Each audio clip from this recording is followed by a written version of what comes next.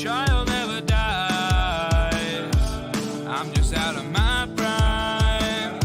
The years fly by. I think it's about time. Cause for 18 years I've been schooling all day, learning my lessons, throwing homework away. Now for 19 years I've been making new friends. Some of them last and some of them end. We're young, we're free. Summer's begun, so come run with me. Yeah, we're young and we're free.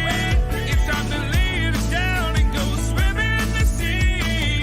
20-something just don't feel right. How the hell can we sleep at night? It's time to kiss our childhood goodbye. We're 20-something, so enjoy the ride.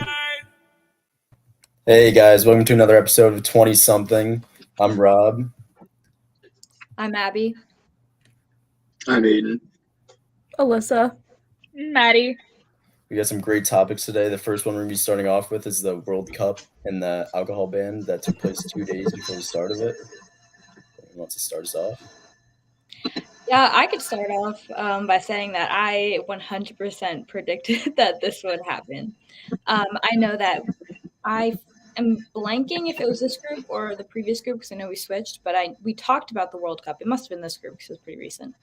And about like the alcohol thing and how there was going to be like strict rules in place and when it could be sold and where and what time and all that. And I'm not surprised that they just kind of like canceled the entire thing. I remember talking about that, and I find it funny. I saw a quote that there's no impact on the sale of Bud Zero, which will remain available at all of the World Cup stadiums. Because I know that was a big thing we talked about was the sponsorships with the World Cup and how a lot of them are alcohol brands, but it's like illegal to in certain places, and how people that had tickets believed they would be able to drink, and then 2 days before, like you were saying, everything kind of just changed, which was interesting.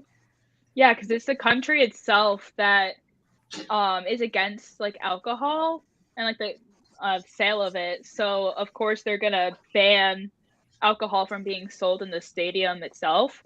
But Budweiser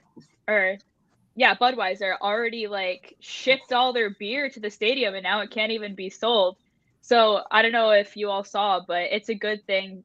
They're gonna send the entire shipment that was supposed to be sold to whoever wins. Will get the ultimate championship celebration with like a whole party sponsored by Budweiser. So that's good that they're at least finding use for it if it can't be sold. That's pretty cool. Yeah, I mean, I know for a lot of people, it's like tradition, especially in an article I read while researching this. For a lot of people, it's tradition to, like relax and have a drink with your friends and watch the game. And now that they can't do that, it feels like part of soccer, football is like taken away from them, I guess. Yeah, I mean, I feel like that's with every sports game. It's like, oh, it's tradition to drink a beer. Yeah, exactly. I read that there was just like late pressure on FIFA to like not sell the alcohol, and I don't know, who do you think the pressure is from? Probably the government there, right? Or Yeah, probably. Yeah, I saw like a police chief from Qatar said that like there's been a lot less fights in the crowd because people aren't drinking, so that they might want to like push other stadiums to like take away drinking during the games, but I doubt that will fly anywhere else. Yeah. Because I heard that the next one's supposed to be in like North America, which I was a little confused about. Like it's going to be kind of like all over the place in North America. I mean, that's like a lot of traveling, but I mean, good luck trying to ban alcohol in any stadium in America. Like, but yeah, I saw some people that'll like never putting fly. Coca-Cola koozies on top and trying to sneak it in. I wonder if they got away with that or not. All right. For our next topic, we have a landslide in Italy that happened on Saturday. Yep, there's a picture of it. Yeah. And we have a video too. Yeah, we have a clip. Now, at least 8 people have been killed in a landslide on the Italian holiday island of Ischia. Now, that was confirmed by Italian Minister Matteo Alvini, who said that rescuers are continuing to work there in what you can see to be very difficult conditions. The island has been suffering heavy rainfall, which led to flood and landslides. Officials say that 13 people are missing. It's not clear, though, if that includes the number of people who are known to have died. Yeah, I think the most heartbreaking thing that I read about this was that a newborn and 2 children were killed, which, you know, it's always sad when there's like death and destruction, obviously, but it just hits like a little bit harder when, you know, it's just like very young kids. But also, I mean, like a lot of these houses were built, I think, illegally in the way where they weren't like checked with like engineers and stuff to make sure that they could like be built there and you know withstand stuff. So it's just kind of like a byproduct of like, you know, it's a beautiful island. So they're like, let's put people here. Let's like people are going to pay to want to live. They want to live here, you know. But then you're doing stuff illegally, and this can happen, you know. Yeah, there's definitely a lot of precautions that they could have and should have taken, and you wonder what else they could have done besides, you know, having the right inspections being done and buildings up to par and everything. But even with that, I don't know. You'd think that there'd be an escape plan or something. Yeah, and it's so terrifying that the rainfall was that heavy that it's killing people, injuring people. Like people are missing, people are being trapped. It's just terrifying. But at least the there's like aid and assistance funds, like over $2 million being put to helping out. So at least there is that, but that's not really like it could have been prevented, really.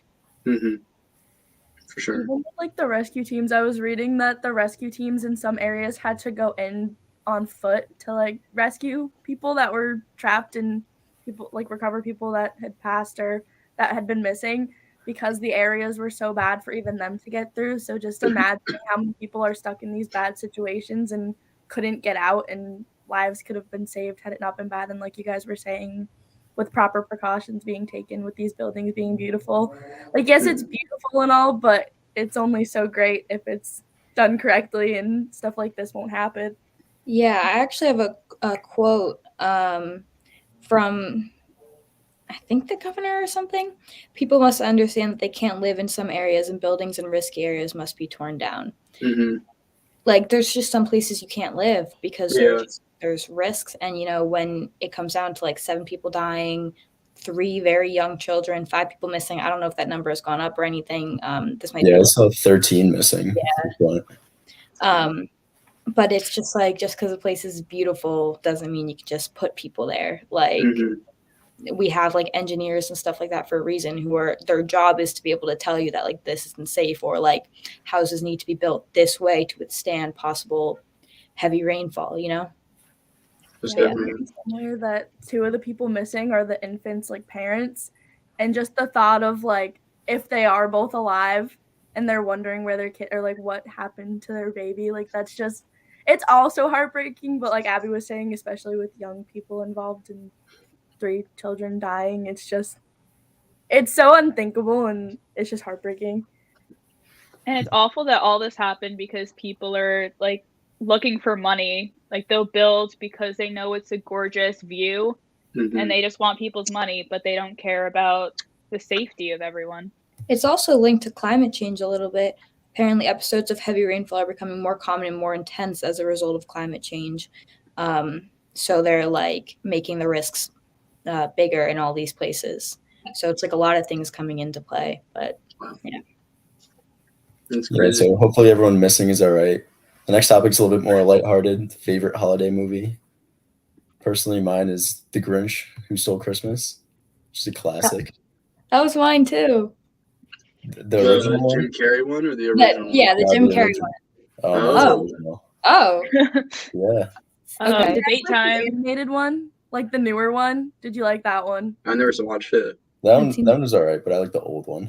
No, the Jim Carrey one is OG. Yeah. Yeah, I'll be honest, like for like 5 years of my childhood, like when I first saw that movie, like that was I had nightmares almost like every night about Jim Carrey's The Grinch. Like I'm not even kidding. Like not even just around Christmas time. Like that was in my nightmares constantly. Like I was so scared of it. And then I got a little older and I was able to look back at and watch it again, and I realized how just like funny it is. And just like coming from like a film perspective, like I love the costumes, the sets, like the one-liners. It's just like a really well-made movie, and Jim Carrey is, amazing. So love the part I'm with like torn. the baby Grinch Oh, when I'm he's a sorry. kid. what? Like, the baby. I yeah. know it's like a sad part, but the baby Grinch, like It is so cute. So, yeah. And creepy at the same time. Yeah. What were you saying?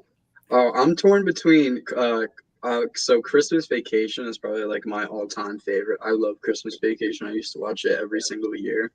However, that being said, I also love Adam Sandler's 8 Crazy Nights. That's a great, great, great movie. It's not a Christmas movie, but it's a holiday movie. And they, I don't know, it's like one of the only movies about Hanukkah, and it's really funny. And I don't know if anybody else has seen it, but it's a classic, and it's animated. It's like one of the only animated Adam Sandler movies besides those Halloween ones that I can't remember. What about the Hotel Transylvania? That's what I'm talking about. That's what I'm talking about. But every yeah, time I classic. think about Go Adam check it out. Sandler and holidays, I think of the Hanukkah song, like his Hanukkah song. No, exactly. Yeah, yeah. Is that song from the movie? I don't know if I don't that think one it might is. play like in the credits, but I don't think it plays in the whole movie. That's really funny, actually. Yeah, it's a good movie. He voices like 5 of the characters. It's impressive. Yeah, it's pretty good. See, I went really basic. I said Elf was my favorite holiday movie. Oh, damn. And I know a lot of people would either like totally agree or like totally disagree. I feel like there's no like middle ground, Mm-hmm.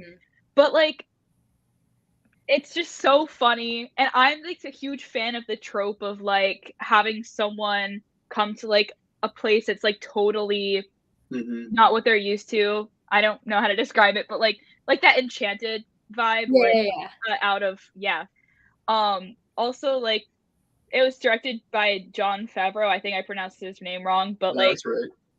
Oh, thanks. I feel like he's such a good director in my opinion. And I feel like it's a classic, even though it's not like as old as the other classics, I actually didn't know Jon Favreau did that.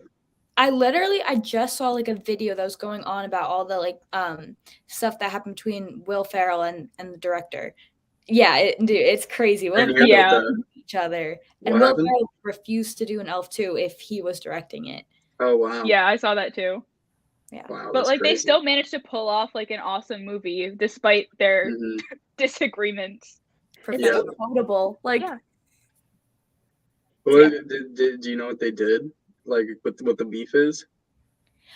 Like it was like directing choices and stuff, and it took like a really long time to make. I know like Will Ferrell was getting sick a lot from some of this stuff. Yeah, I don't know, Maddie. Do you remember anything else from the video? I can't recall. I know I saw the video that you're talking about them having beef, but I don't remember everything that it said. Rob, did you say yours? Yeah, The Grinch. Right. Did everyone say it? I didn't say mine. Mine's a toss-up. For something funny, either like Elf or Christmas Story. My family watches it every morning. Christmas they have a 24-hour marathon, and I'm pretty sure I know I've seen the whole movie, and I know I've seen it start to finish. But on Christmas morning, like Christmas Day, my family watches the entire movie at some point, just never in order because it's just always going, and we come back and it's still on.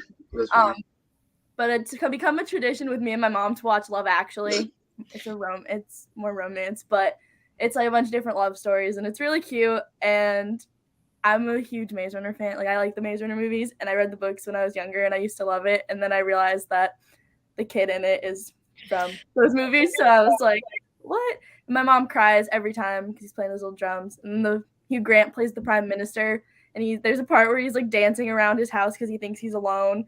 And he like turns around and one of his workers is like standing right there and watched the whole thing. And I feel like it's so relatable because the things you do, and you dance around when you think you're alone and then someone's there and it's really embarrassing.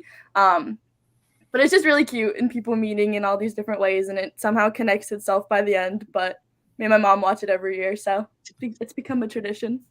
I've seen scenes of that with my mom, and all she talks about is how hot Hugh Grant is. She big fan of Hugh Grant. There's like so many people in it that I didn't until the end. Like Liam Neeson's in it. Andrew Lincoln, if anybody watches The Walking Dead or used to watch The Walking Dead. Yeah. Keira Knightley. Their whole little like scene. She marries his best friend, but he's like secretly in love with her. It's a whole thing. There's a lot going on in that movie, but it's fun. Gonna have to watch it. All So right. I guess we won't come to an agreement with this debate. I think we all have. No, you're not changing my mind. There's too many holiday movies, and there's too many good holiday movies. Yeah. I feel like no one's wrong. It's more about personal preference rather than like this is the best one, like objectively. Well, thanks for watching. I hope you guys enjoyed, and we'll see you next week.